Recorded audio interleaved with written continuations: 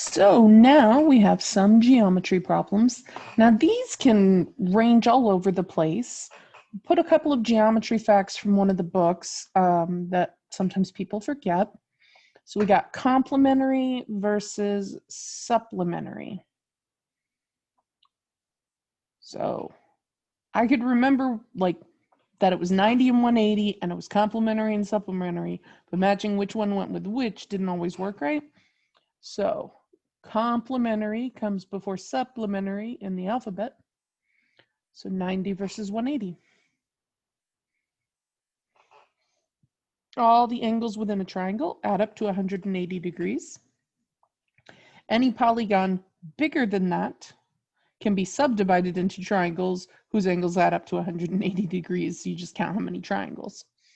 And then vertical angles are the angles that form a big X. So like that one and that one would be equal, and that one and that one would be equal. Now, in some of these crazy things, we're going to have this thing called literal equations. Literal equations are like a formula is presented one way, and they ask you to move everything around in the formula, assuming you are solving for something else. So this is a precursor to doing inverse functions.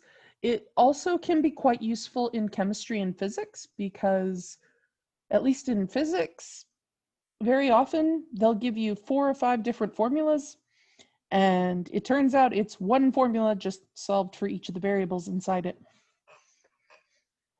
So you can really cut down on your memorization time as long as you're comfortable rearranging a formula. Alrighty. So this craziness, 1 over a plus 1 over b equals 1 over t, which is hopefully a little familiar because that's the formula we used from the paint the fence rate of work problem, just without all the extra words. And they're asking us to solve for t. A lot of times on these problems, you end up solving for t.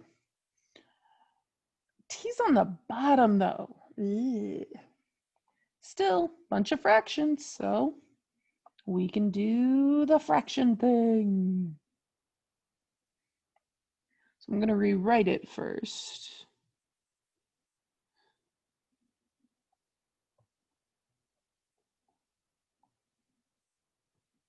All right, so my common denominator is an a, a b, and a t.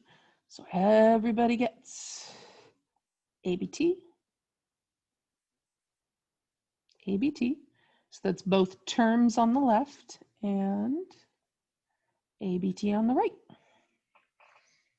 All right, so the A's cancel. We are left with BT plus, now the B's cancel, and we are left with AT equals now just AB.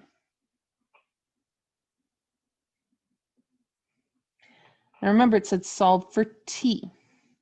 So now any term that has a T, I want to get it on one side. Any term that does not have a T, throw it to the other side, get it out of the way.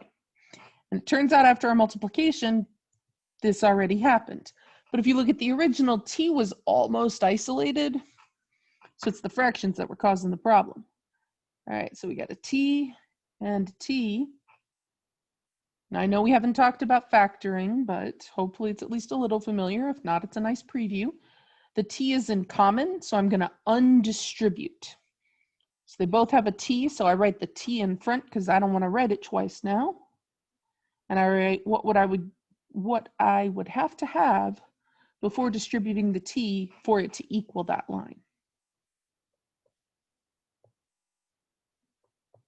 So we have B plus A. You could also write A plus B just so it's in alphabetical order, but it doesn't matter. I pointed out because Alex, it shouldn't prioritize one over the other, but it would probably display it as A plus B instead of B plus A. So we divide by the whole thing. So this is not cancel a B, cancel a B. Nope.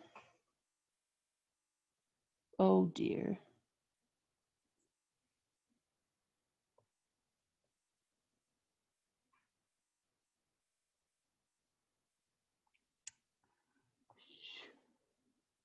Sorry, I'm used to my undo button. And that was not it. You have to cancel the whole entire thing with the whole entire thing, because it's t times that big ugly mess. So that is how the cancellation works there, giving us a final answer of t equals ab over a plus b. Now, so we can take a lot of the formulas that you learned in geometry and solve them for one of the other variables. We may not do this that much, but it's not a bad skill to have, and I threw it in just in case you see some in your homework, because sometimes I can't tell what's going to come up. All right. Now this one I think is fun, but I have a 5-year-old and we build stuff out of cardboard. Nothing this big, but still. The perimeter of a rectangular lot of land is 440 feet. The perimeter, so that being a distance makes sense. This includes an easement of X feet of uniform width inside the lot on which no building can be built. If the buildable area is 124 feet by 60 feet, determine the width of the easement. Ooh. Okay. So on a lot of geometry problems, what you start with is draw a picture. Now in this particular one, the book actually did give a picture. I just deliberately didn't copy it so we could draw it. But if you're ever not sure on a picture, then it could be that whatever you think you're supposed to do, you may not have to do that, or that there's something you're missing in the description, but certainly it's fair to ask. All right. So now, I did say it was a rectangular lot of land. We're going to pretend these are straight lines. And then inside the buildable area is an inset rectangle. So we have like a picture frame idea where the width, like that width, that width, that width, that width, all of those measure X feet. All the way around, everywhere where it'd be that little distance, it's all the same X. Now the other part we have though is the buildable area is 128 feet by 60 feet. And then the only other piece of information we got was the perimeter is 440 feet. Oh, I cannot read that 128. That was horrible.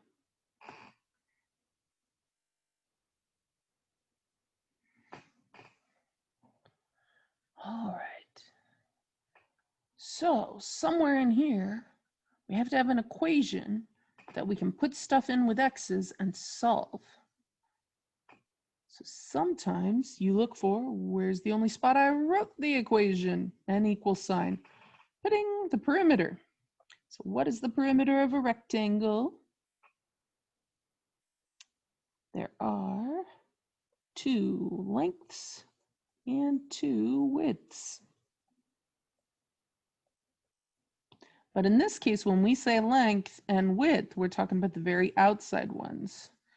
And it doesn't matter which one you label which, I just habitually length is always longer, but it doesn't matter, you can call them either way. All right, so I've labeled my length, and I know it's going to be longer than 128. So it is a question of how much longer. So I drew those x's kind of arbitrarily, but I did that on purpose. So we are actually interested in these x's at the corners.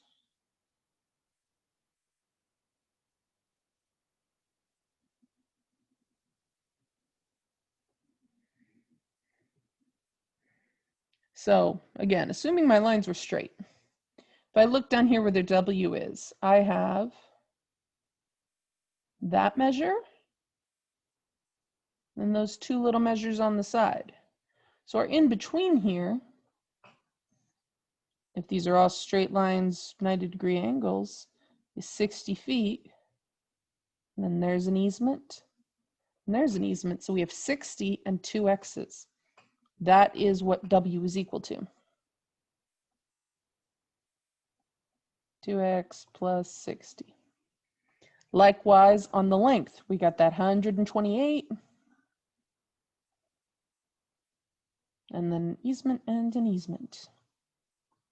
So I'll just write it underneath here. L is the 2 easements plus 128. So I know what W is. I know what L is. I have a formula that has L, W, and everything else is numbers. I can do it.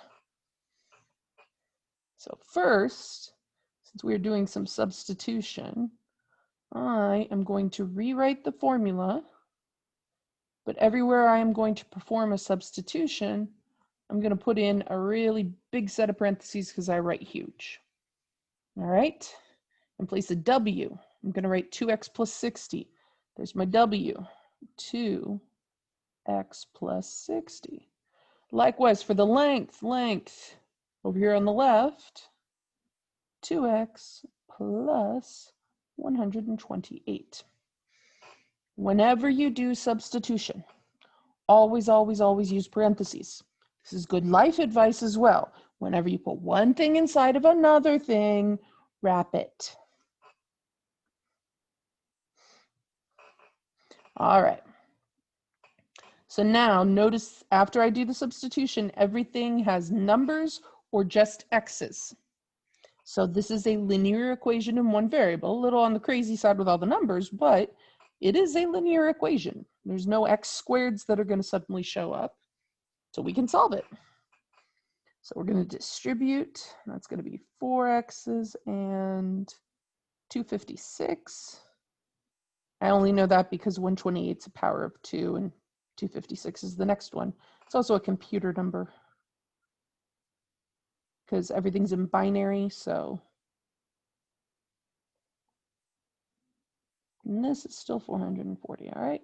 So 4x's and 256, 4x's and 120 equals 440. All right, let's figure out what the heck this x is going to be. 4x, 4x on the same side of the equal sign, so we're not going to subtract 4x because then the x's would disappear, and that does not make sense on a word problem. So same side, we just combine them. We're going to add them.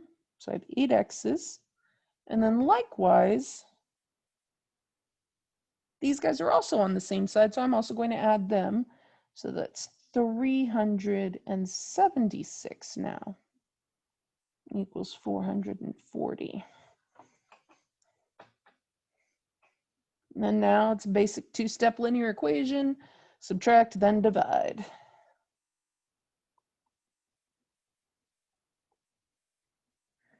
And that is going to give us 64.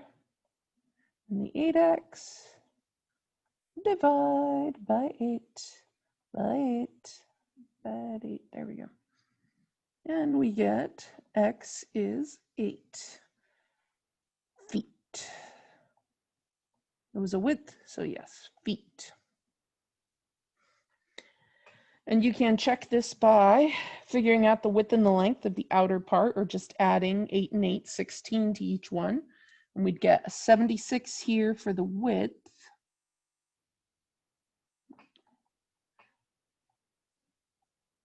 And then the length is 128 and 30, 144. So if I take two 144s and two 76s and add them up, it comes out to 440. Now you do not have to write out checking your work, but it is good to think about checking your work. Is this answer plausible? Does it make sense? What the heck was it? Because if you're thinking, oh, one of the rectangle sides is 8 feet and it has a perimeter of 440 feet, that is like the skinniest rectangular lot imaginable. which is not impossible. For some problems that would make sense, just not in this one. All right. So geometry problems can be a little awkward because they pull on knowledge you may not have accessed recently. Feel free to ask questions. We don't want these questions to be difficult because you don't remember formulas or which formula to use. I want you to be able to take those tools and apply them, not struggle to remember the tools. So keep that in mind. Another good question to ask.